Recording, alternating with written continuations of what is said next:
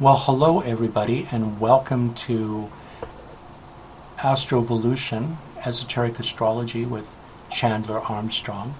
And this is my very first video here on YouTube, and it's a real incredible subject that I actually get to do for my first one, which is two things that are coming up, both which everybody's talking about in astrology. One is Mercury retrograde, and there's a lot of myths and a lot of misconceptions about that and what it's really all about. And then the other one that we're talking about is the August 21st eclipse that's occurring. Now this is going to be the first eclipse that actually has been visible in a long time in North America. In fact, it's probably going to be the only viewable eclipse that we're going to see in North America in many people's lives. So it's happening and crisscrossing right across from the lower east, northeast of the United States, all the way up through the southwest up in Portland. And if you happen to be along its path, you'll get a full view of the total eclipse, which is a rare opportunity. It's also a very profound astrological phenomenon as well. So we're going to talk about both of these, and as it would happen, the eclipse and the Mercury retrograde are very closely tied together because the eclipse actually falls within that area of the Mercury retrograde as well. And it also shows some really interesting features that we're going to go over. So first of all, let's talk about the Mercury retrograde. So a lot of you have been probably heard of Mercury retrograde. There's a lot of myths around it, and there's a lot of people that have spoken about it in the past. But in esoteric astrology, we look at everything as an opportunity for the unfoldment of the soul and the realization of everybody that is involved. So we look at retrogrades as, rather than some sort of dark period or scary period, as an opportunity. So if you give me a moment here, I actually had some pictures I'm hoping to be able to bring up. We'll see how that goes. So if you look me up on Facebook as Chandler Armstrong Astrologer, I have an astrology page, and I'll post the path of the eclipse for you. And then I'll also have the retrograde Mercury charts as well, so you can follow along with this later on. So, as I was saying, Mercury goes retrograde on August 12th, 2017, which, depending on how it lines up with your planets, can be a real productive period of introspection. Typically, Mercury is what I call the re-period of when it goes retrograde.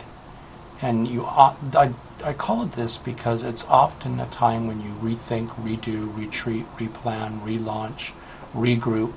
So hence the re-period. And it's on a more esoteric way, it really connects to that period of turning inward. And the insights that you gain by turning inward are often about replanning and finding a better course of action or some improved version of what you are bringing into the outer world later on. So it's that whole shift between the inner and the outer.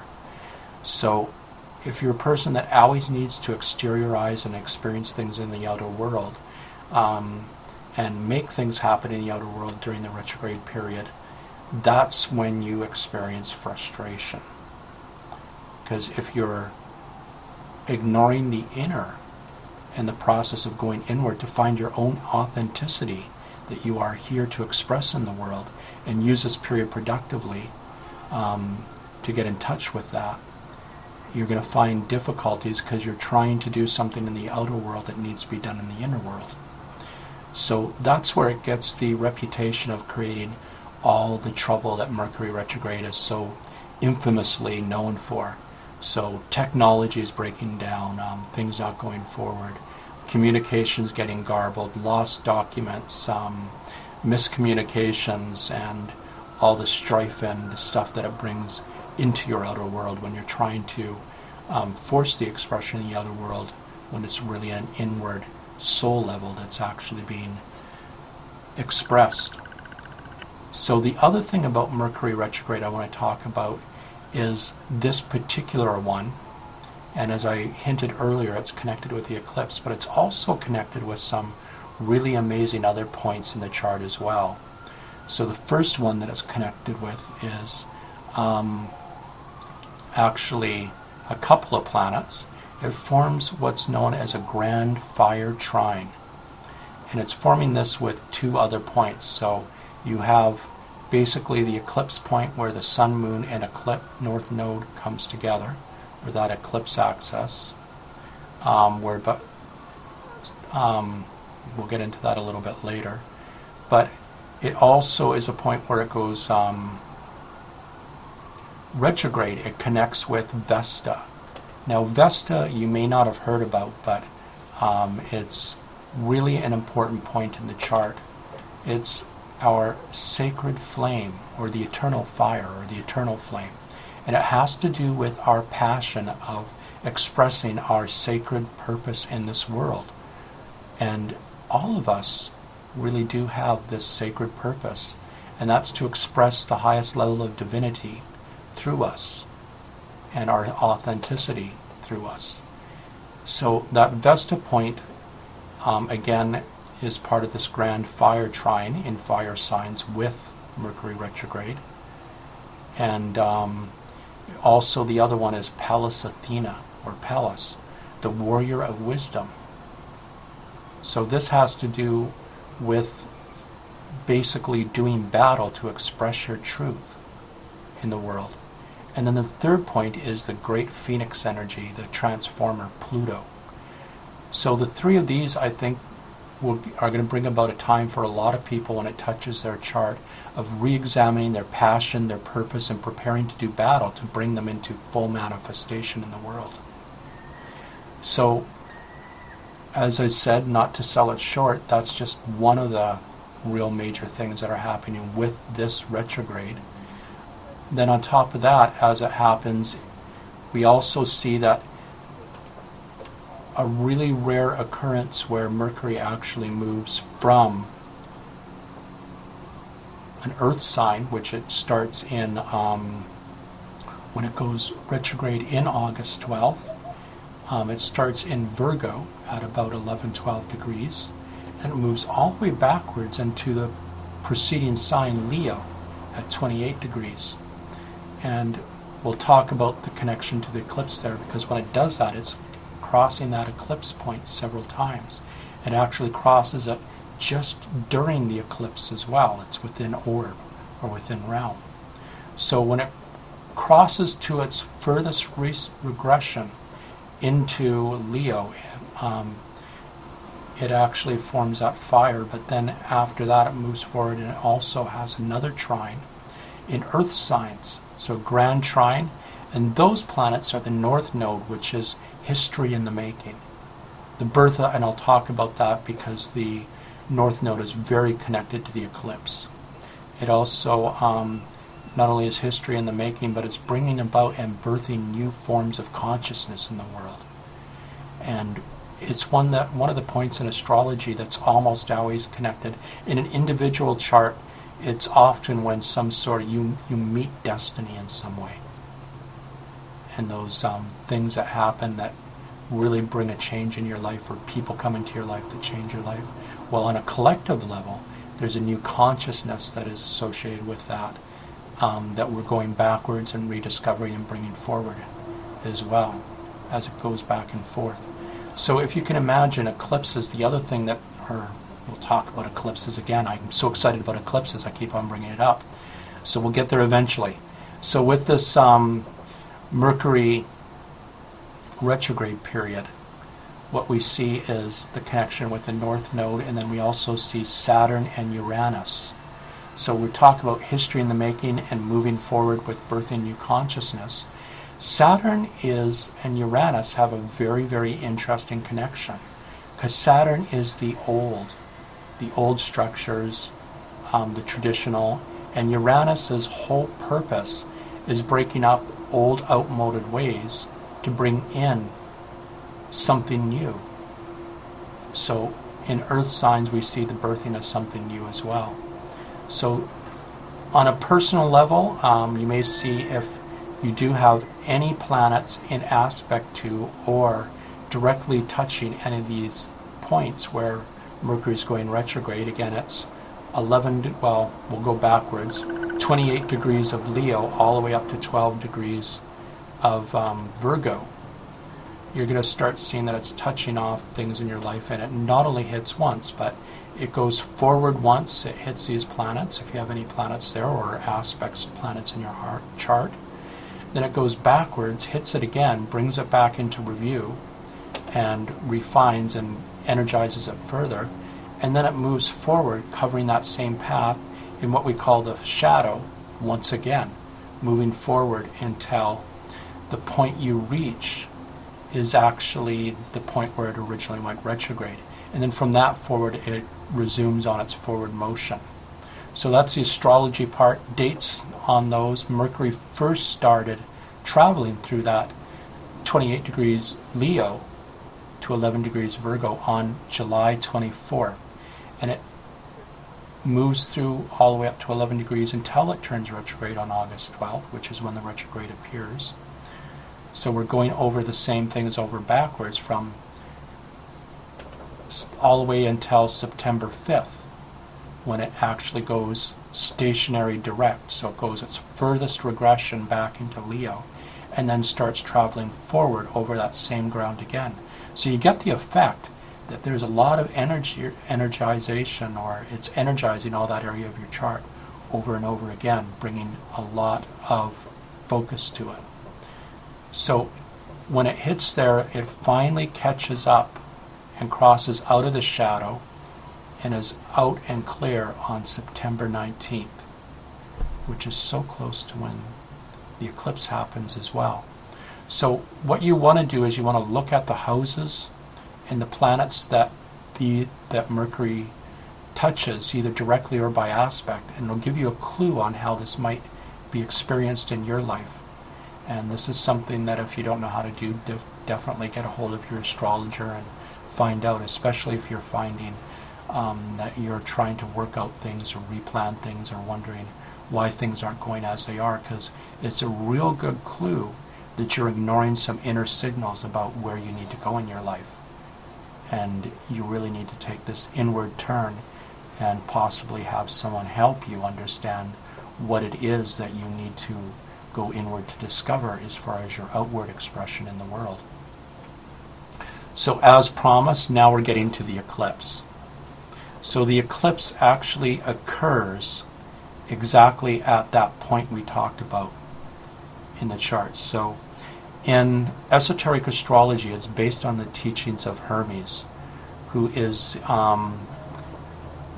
the author of the Emerald Tablets. If you don't know what the Emerald Tablets are, they were talked about in The Secret, and they just took one verse from the Emerald Tablets, which is, what is within is also without, what is without is within. In other words, everything comes from within and is experienced as a projection in our outer world. So everything you think, feel, and express from an inner world and from your inner world ends up being created in your outer world. So it's the whole law of attraction sort of thing. But it further goes to say what is above is also below. And Hermes was also known as the father of astrology because of that very much. What is written in the stars is also worked out on earth or wrought out on earth. So the next point, or the next verse in the Emerald Tablets, talks about the sun being the father, the moon being the mother, and the earth being the womb.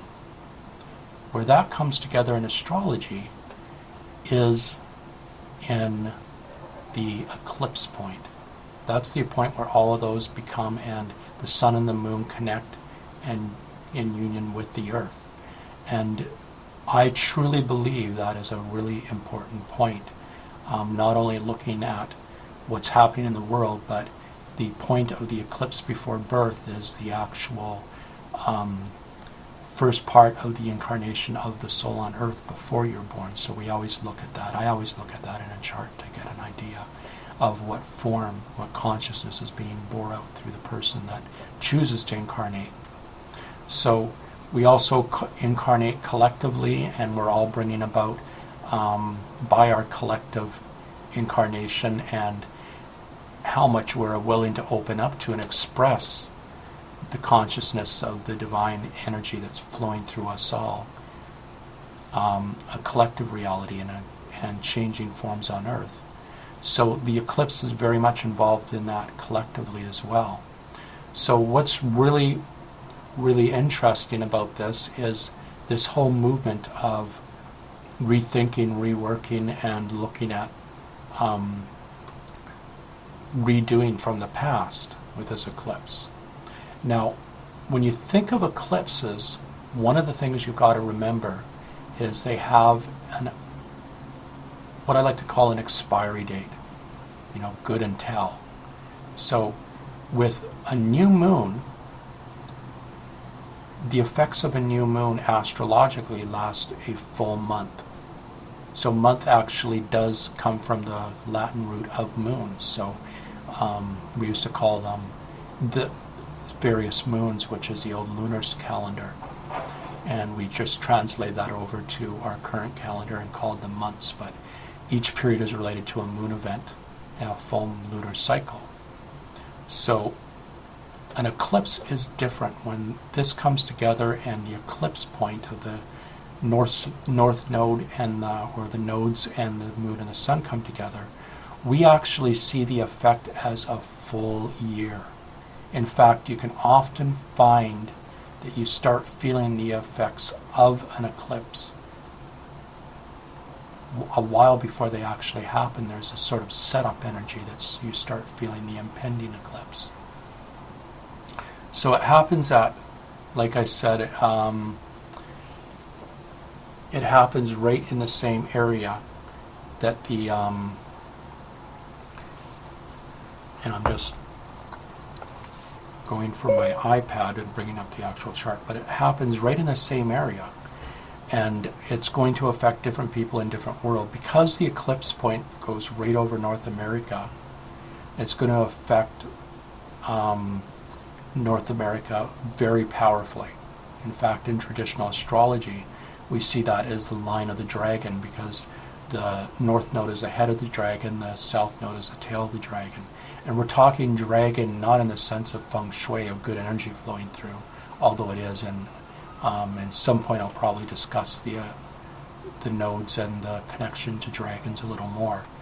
But it's really where it totally brings change and moving forward to the earth and moves things forwards. And you really, great energy if you move with the change, but if you resist it, it's that fiery dragon that will burn down all your castles. If you go with it and you tame your dragon and you're working with the energy and the flow, then it's a tremendous tool for moving forward in consciousness with you. So it's akin to the tower card if you're doing astrology. I'm just looking up the eclipse so I can take one more look at it here. And I've got it up. So, as I was saying, it happens exactly at that 28 degrees that we talked about. And I found it absolutely amazing, and I've talked about this guy before, but the exact ascendant of Donald Trump is 28 degrees Leo. So we see this eclipse going across North America, bringing this change. And an eclipse, again, when we talk about the birth of something, we're talking about the birth of the new consciousness being expressed, because the ascendant is the expression of who you are to the world. So of course Donald is expressing what to the world? I'll let you decide. My thought is he right now is the representation of much of North America. He is the president, so he's representing the consciousness of a lot of North America. So this really shows a tremendous change coming up in the change, and that's really what I believe the whole purpose we have Trump is to shine a light on what needs to change. The old way of thinking and the old way of hierarchies are beginning to crumble. We had to see how absurd our leadership can become and how chaotic it can become with the three-ring circus that we're seeing in the media all the time, in order to see what we really need to bring to the surface in order to change. And that's moving from hierarchies and leadership into holarchies based on love rather than power. So just to be really clear on that, it's a shift from a world and the old Piscean world, which had a lot more to do with seekers and saviors, to where we all have equal responsibility and work together to solve the world's problems. The time of leaders taking our destiny and shaping our destiny, I believe, is over. And I think that is the new consciousness that's coming about. Is it going to happen all within this year? I doubt it. But we're going to see events transpiring starting with this eclipse for a full year, where we really bring focus to that and we start seeing that there is something new and there is something better, and it's being born now. When we shift paradigms, the old paradigm stops working, and that is the impetus to moving into the new paradigm and finding something else that works. So he's a very brave soul to show us that the old system is no longer working, and I think that's what's going to happen. I find it remarkable that this whole Mercury retrograde in the eclipse, Mercury goes retrograde and stops within seconds of going into his 12th house. So it stays on the ascendant, and then it starts moving forward again. So what do I interpret that to mean? If you're looking for him to be ousted in anytime soon, no, I don't think he is. It doesn't go into his house, his 12th house of secrets, and hit his 12th house Mars or his 12th house Pluto. So I think he basically is saved by the skin of his teeth during this eclipse period in this year. But we'll have to see. I know that I was right when I said, regrettably, I think that Trump will be president, because I really wanted to see someone like Bernie Sanders actually come in, or someone that represented the new consciousness. But as is often in life, we learn more through shining a light on the darkness than we do shining light on light. So we needed this contrast to know what we needed to focus on. So that's what I see the eclipse being that's coming up, and really wanted to share that with all of you. I'm going to check my notes and see if there's anything else that I wanted to do. I think that's it for this week. So I hope everybody enjoyed Astrovolution, Esoteric Astrology with me, Chandler Armstrong. You can always contact me. I'm on Facebook all the time. Look up Chandler Armstrong Astrologer. I'm based here in Vancouver, but I talk with people all over the world, and I'm really looking forward to talking to you if you have any questions about that. Thanks a lot for dropping in, and thanks for watching my very first YouTube episode. Bye for now.